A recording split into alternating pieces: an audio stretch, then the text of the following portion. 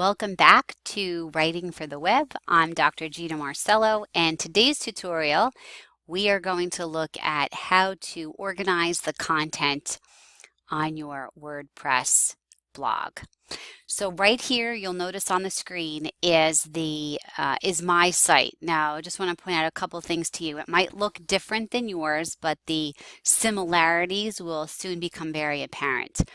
I happen to have a business plan, so this is laid out a little bit differently. It gives me some more flexibility in tracking of the blog post. But one of the things that you're going to need to do for the assignment, there's actually three things that you need to do for the assignment. One, you need to write an About Me section. So I'm going to show you my About Me section. And you need to write an introduction to what type of content your website is going to look at, or rather your blog.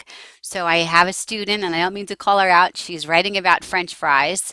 French fries are a really big deal all of a sudden. My son's in high school, and apparently the French fries at his high school are amazing, and the students love them. So French fries it is.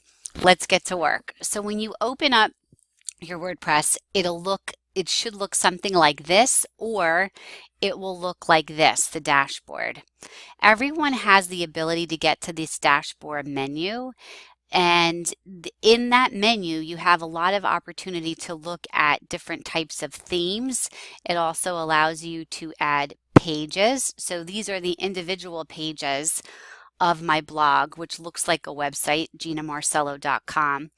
It also allows you to add links and different options. Yours might not have as many because you have the free site, but it does allow you to add items to your media library. It allows you to write and add to posts that you might have. So these are your blog posts, which will be different than the blog posts will be different than the pages that you'll see. So what am I talking about? Let me show you. I'm going to take you to my site. We're going to view the site very quickly. So here I have the header with my name and a little quote that says, "Don't believe everything you think." And then I have some drop-down menus. The home menu brings us back to the blog posts. Now I set mine up so that my blog posts will appear on the home page. But it also has an About Me section, which I'm going to click on to show you, because you do need to write an About Me section for this week's assignment. So here's a picture of me that was taken by the university. I can't figure out how to shrink it. That's entirely too big of my head. But here is an About Me. It tells you who I am and what I do, and a couple of recent highlights of the work that I've been engaged with this past year and this past summer. And then on my About Me, I do have a copy of my CV, because as an academic, that's important to what we do and who we are. So for you as a student, you can, if you'd like, include a copy of your resume, but you don't necessarily have to do that. I'd like to have you just write about yourself, who you are, and what you'd like to be able to do by the time you graduate from Georgian Court, perhaps your major, maybe even where you went to high school, work experiences that you had. And I would also like for you to include a picture of yourself. So again, make sure that in here, I am in we're personalizing the themes. I'm actually in the settings tab. So if you go down to settings and click on it, it will bring this up for you as well. This is where you put your picture in.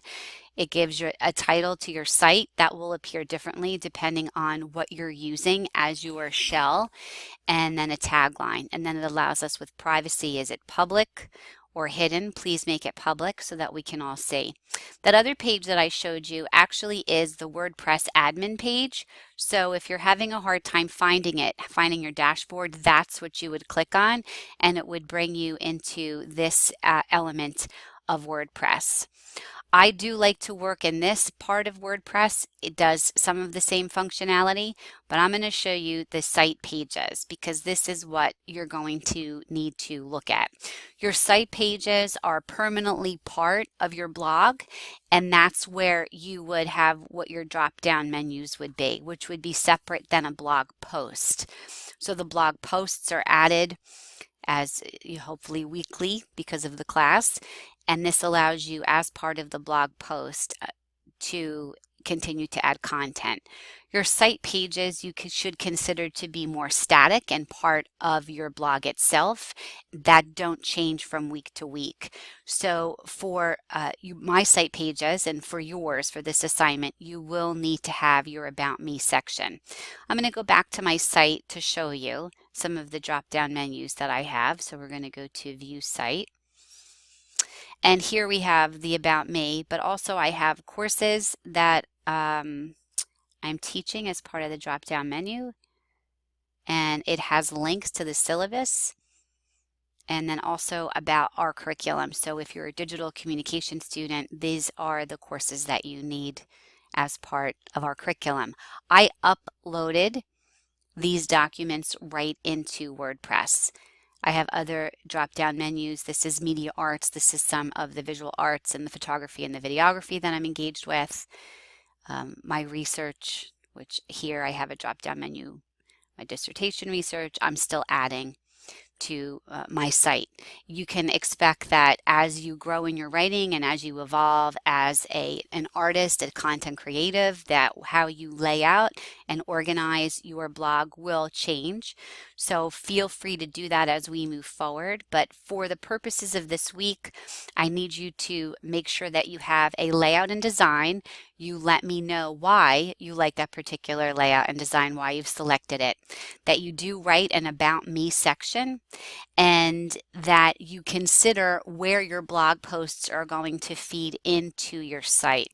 So that's all. If you have any questions, please let me know. A lot of this will be trial and error within the WordPress itself, but if you do have any questions, please feel free to email me. I'm sure if you have a question, your classmates have it as well. And I look forward to reading your Blackboard posts this week describing what your focus of your blog will be, and I'd like to learn a little bit about you as well. So thanks for watching, and I'll see you in the next tutorial.